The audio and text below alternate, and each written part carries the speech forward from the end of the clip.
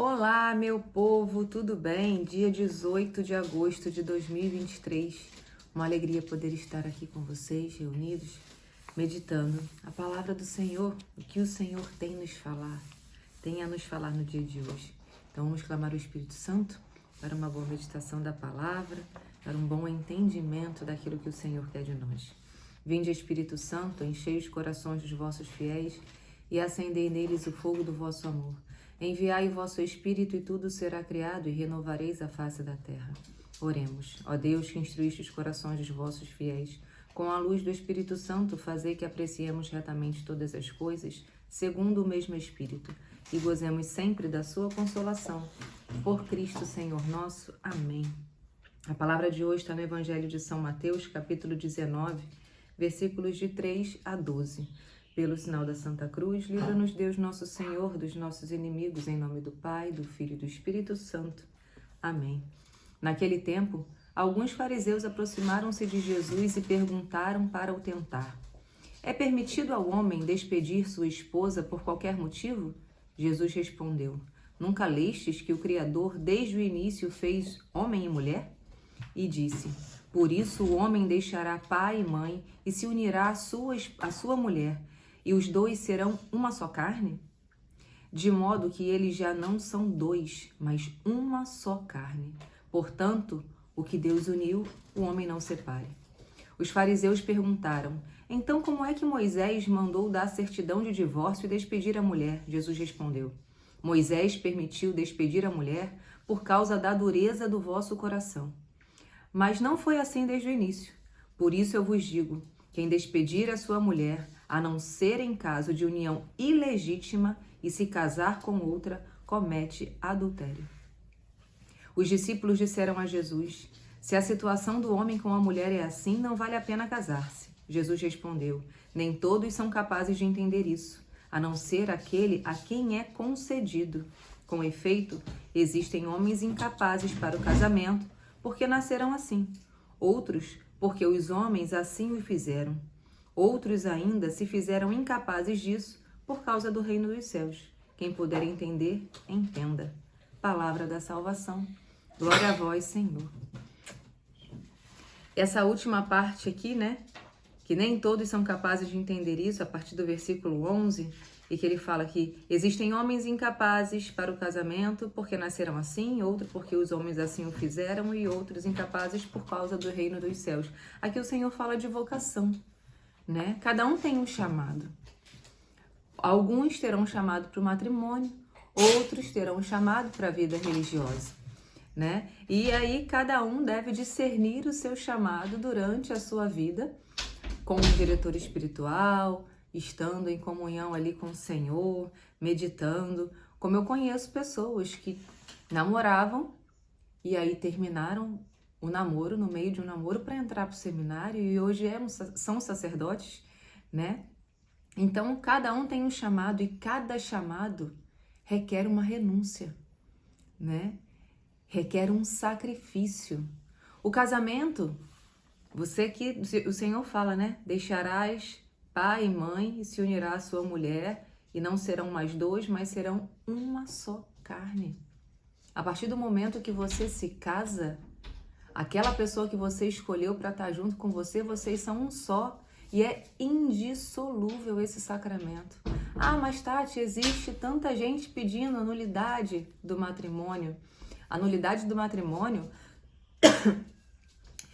tem as suas peculiaridades, né? Digamos assim. O casamento, na verdade, ele não aconteceu para ser anulado. A nulidade é de algo que não aconteceu.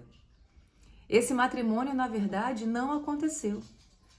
No matrimônio, assim como qualquer outro lugar, existem regras, existe um contrato de várias coisas que você promete ali diante do Senhor no altar a ser cumprido.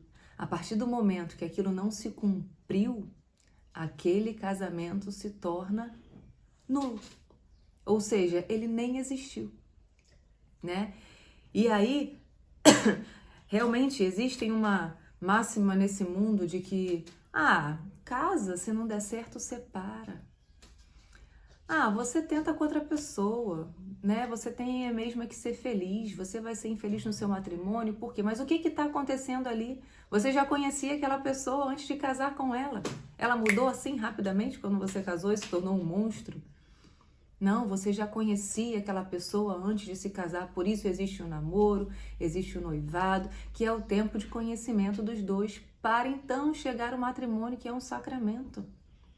E aí dificuldades vão vir, sim, nem tudo é um mar de rosas, né?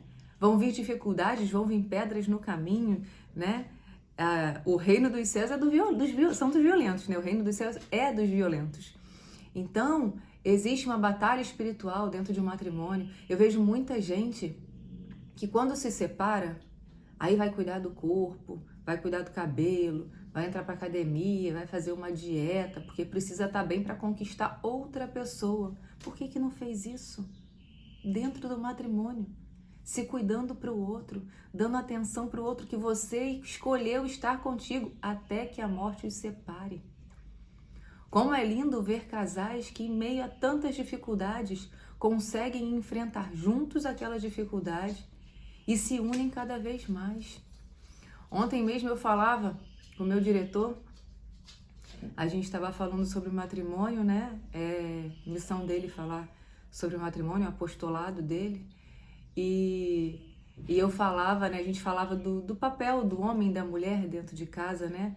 E não a mulher feminista, né? O que esse mundo impõe hoje, mas a mulher feminina, né? O cuidado que a mulher tem que ter com a família. E eu falava com ele dos meus pais, né? De vez em quando a gente brinca lá em casa, a gente critica assim, né? Em tom de brincadeira, fala que minha mãe bota o prato na fila, que a minha mãe sempre bota o prato do meu pai, que o meu pai não sabe fazer o prato dele sozinho. Mas como é lindo ver esse cuidado. Ver esse cuidado dela com ele de sempre, gente. Sempre. Eu sempre vi esse cuidado dentro de casa da minha mãe com meu pai. Eu sempre vi o meu pai indo com a minha mãe onde quer que fosse. A minha mãe dificilmente ela vai em algum lugar sozinha. Mesmo ele trabalhando, ele chegava um pouco mais tarde, ele saía na hora do almoço, ele dava o jeito dele, mas ele sempre ia com a minha mãe ao médico, ela nunca foi sozinha. Eu falo que a corda é a caçamba, onde um vai, o outro vai atrás, né? Mas é isso, matrimônio é isso. Está com dificuldades no matrimônio, senta, conversa, coloca tudo na mesa. Porque Deus fez esse sacramento indissolúvel. E se você está no erro, se você largou o seu marido não sei por que motivo, sua mulher não sei por que motivo, e você, o Senhor que está falando, não sou eu, você está em adultério, né? Então, busque reconciliação com o Senhor, busque se aproximar do Senhor e pergunte, Senhor, o que eu posso fazer para me reconciliar contigo? Porque o Senhor está lá de braços abertos para te receber, né? E se seu matrimônio está a ponto de explodir, de separar, olha para tudo que vocês construíram juntos. Olha os filhos que de repente vocês têm. Os filhos então sofrem demais. Vai dividir o filho no meio, né? Como as crianças sofrem, quantas crianças fazendo terapia por conta de separação dos pais, quantos traumas eles trazem. Muitos falam, não vou nem casar, não vale a pena, né? Tantas pessoas aí separadas. Então, fácil não é. Assim como a vida religiosa também não é. Quem escolheu ser pai e mãe espiritual, né? Quem escolheu ser freira, quem escolheu ser padre, quem escolheu uma vida religiosa, também vai ter um período que dá vontade de jogar tudo para o alto. E aí precisa de quê? É fé e foco no Senhor. Sempre. O Senhor tem que ser o centro da sua vocação, independente da vocação que você escolha. Independente. Né? E como é lindo ver casais, né? E o casamento é isso, né? É você saber que tem alguém ali do seu lado, independente da situação que você esteja. É na saúde e na doença, na riqueza e na pobreza, até que a morte os separe. Gerando vidas, bênçãos para o Senhor. E se não é possível gerar vidas em seu ventre, é possível gerar vidas no coração. Crianças adotadas, né? Então, a gente não pode se fechar a vida dentro do matrimônio. Tanta coisa, né, para ver dentro de um matrimônio. Assim como o padre e a freira, elas também não estão fechadas à vida porque elas têm muitos filhos espirituais. E eu acredito que dê muito trabalho cuidar de tantas almas, né? De tantas vidas, orientar para que sigam um caminho reto. Então, a vida matrimonial é isso. É renúncia, é você saber o seu lugar como uma esposa, é saber o seu lugar como marido, é saber educar os filhos no caminho reto do Senhor. É saber que tem alguém ali, existem casais que na velhice você vai vendo que de repente tem uma doença, Alzheimer, que nem lembra da pessoa, mas ela tá ali. Eu vi um vídeo de uma senhorinha que o marido estava com Alzheimer e ela ali do lado cantando uma canção para ele, de mãos dadas para ele e falando que o amava. E como é lindo ver isso. Você acha que eles não passaram por dificuldades desde o início do matrimônio? Claro que passaram.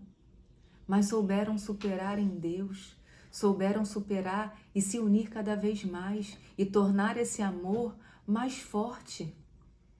Porque o inimigo quer isso, gente. O inimigo, o foco dele é destruir famílias. Ele quer destruir as famílias a todo custo, a todo custo. Ele não quer que os casais tenham filhos, ele não quer que os casamentos durem 40, 50 anos. Ele quer que você separe mesmo e vive nesse mundão aí, experimenta com um, experimenta com o outro, não Deus separa. E não é assim que Deus quer. Por isso existe o tempo de discernimento. Se você está namorando, se você está noivo, procure um orientador, um diretor espiritual, para que ele possa guiar esse caminho até o matrimônio e depois do matrimônio também, para ele te orientar. Pedras no caminho surgirão, mas que Deus possa abençoar a sua vida, a sua vocação, nessa sexta-feira, que você possa discernir aí a sua vocação nesse mês vocacional. Amém? A paz de Jesus e o amor de Maria. Fiquem com Deus. Até amanhã.